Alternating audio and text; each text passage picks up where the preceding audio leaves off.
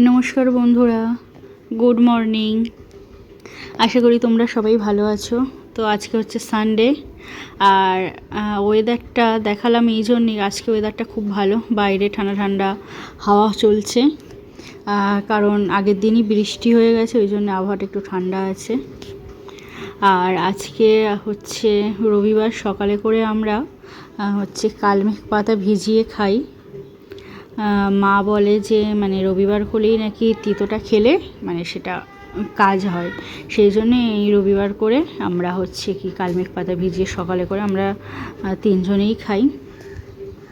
আর আজকে বিছানার চাদরগুলো কেচে দিয়েছিলাম, অন্য চাদর পেতে দিয়েছি, আর তাড়াতাড়ি একটু কেচে দিয়েছি কারণ আজকে আমাদের বাড়িতে গেস্ট আসবে, ওই জন্যে দেখাচ্ছি, চলো দেখবে। এই গামছাগুলোও কেচে দিয়েছি, আজকে খুব বেশি ছিল না, এগুলো কেচে দিয়েছি। আর যথারীতি হচ্ছে আমার ক্যামেরাম্যান হচ্ছে আমার মেয়ে। আজকে সেরকম বিশেষ কিছু রান্না নেই, সিম্পল মাংসের ঝোল আর ভাত হবে, তো সেই জন্য বিশেষ কিছু তাড়াহুড়ো করছি না, এইগুলোই কাচার ছিল, সেই জন্য আগে সকালে উঠে কেচে দিয়েছি। জামা কাপড় তো প্রতিদিন।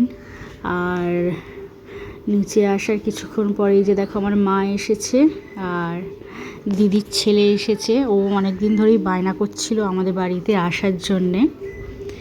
পরীক্ষা শেষ হয়ে গেছে, তো গ্যাসের অবস্থা এমন খারাপ, সেজন্য আমার দিদি আসতে দিচ্ছিল না। তো আমি বললাম বাচ্চা বায়না করছে তো আসুক। আর এই যে দিদি আমাদের জন্য একদম মানে কি বাজার একদম ভর্তি করে পাঠিয়েছে। আর আমার মেয়ের কাণ্ড দেখো, ক্যামেরা এদিকে ওদিকে ঘোরাচ্ছে আনন্দে।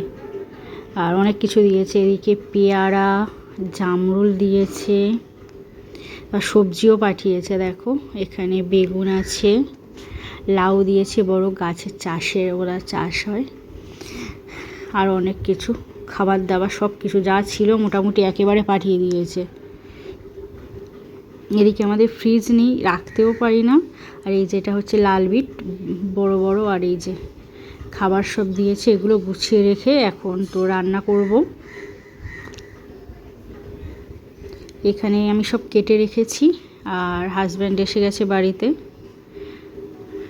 ও আজকে মাংস রান্নার দায়িত্ব নিয়েছে, শাশুড়ি মা এসেছে ওই জন্য খাওয়াবে ওদের। আর আমি এদিকে সব গুছিয়ে টুছিয়ে দিয়েছি, দিয়ে আমি ওদিকে মায়ের সঙ্গে গেছি। আমাকে আজকে রান্নার তো ধারেই আসতে দিচ্ছে না, কারণ আমি হচ্ছে কি ভালো করতে পারি না, ওই জন্য ও নিজেই করবে আজকে রান্না। মাছ করবো ভেবেছিলাম, তা মাছ ভাজা আছে, যদি খাই তো দেবো। মা বললো আর করতে হবে না, মাংসের তরকারি হলেই, ওদের বাচ্চাদের তো মাংসের তরকারি হলেই হয়ে যায়, আমাদেরও একটা তরকারি হলেই যথেষ্ট, বেশি কিছু লাগে না। সেই জন্য এখানে বেশি করে একটু মাংস নিয়ে এসেছে, ওই দিয়ে আমাদের আজকে ভাত খাওয়া হয়ে যাবে।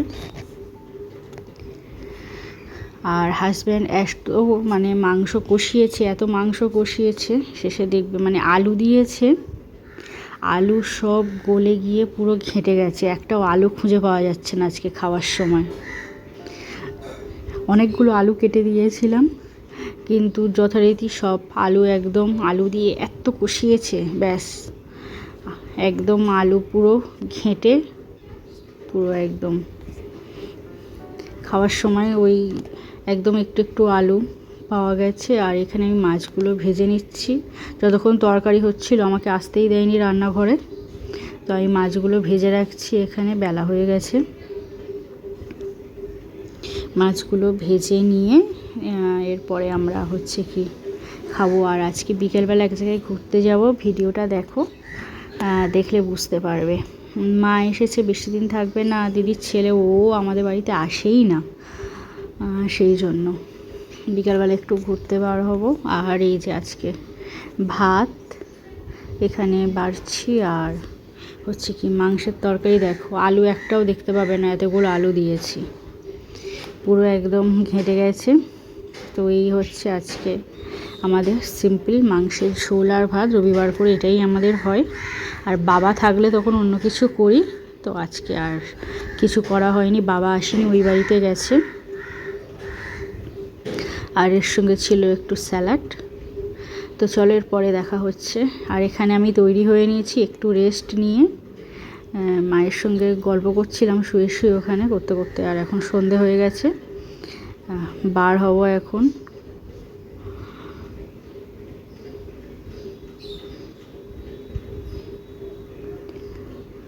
মেয়ে মা ওদিকে চলে গেছে, আর এখানে আমার মেয়ে আর দিদির ছেলে একটু পোজ দিয়ে নিচ্ছে ভিডিও ফটো তোলার জন্য। তো আমরা আমাদের এখান থেকে বাস ধরেছিলাম, বাসে ধরে একদম সোজা চলে গেছিলাম বিড়লা মন্দিরে।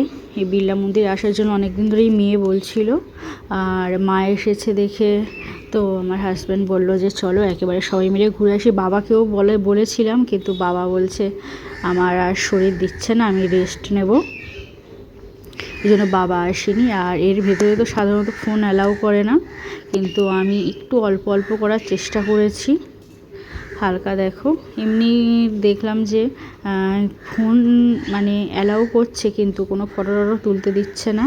তো যাই হোক একটুখানি করেছি, ওখান থেকে সব সিকিউরিটিগুলো বারবার বলছে, তো বেশি কিছু করা যায়নি, লুকিয়ে লুকিয়ে যেটুখানি করা গেছে সেটুখানি দেখো। আর এত সুন্দর মন্দিরে গিয়ে না সত্যি মনটা ওখানে শান্তি হয়ে যায়, এত বিশাল সুন্দর বড় জায়গা, চারপাশের পরিবেশ, ওখানে বাইরেটায় এত সুন্দর হাওয়া দেয় আর পরিবেশটা এত ভালো, মানে সবাই ওখানে বসে আছে আর খুব সুন্দর।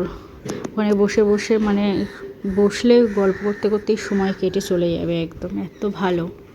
যারা গেছো তারা নিশ্চয়ই জানো, খুব সুন্দর। আর যারা যাওনি আমি বলবো তো অবশ্যই এই মন্দিরটাতে ঘুরে আসো, মন্দিরে গেলে তোমার মনটা এমনিতেই ভালো হয়ে যাবে।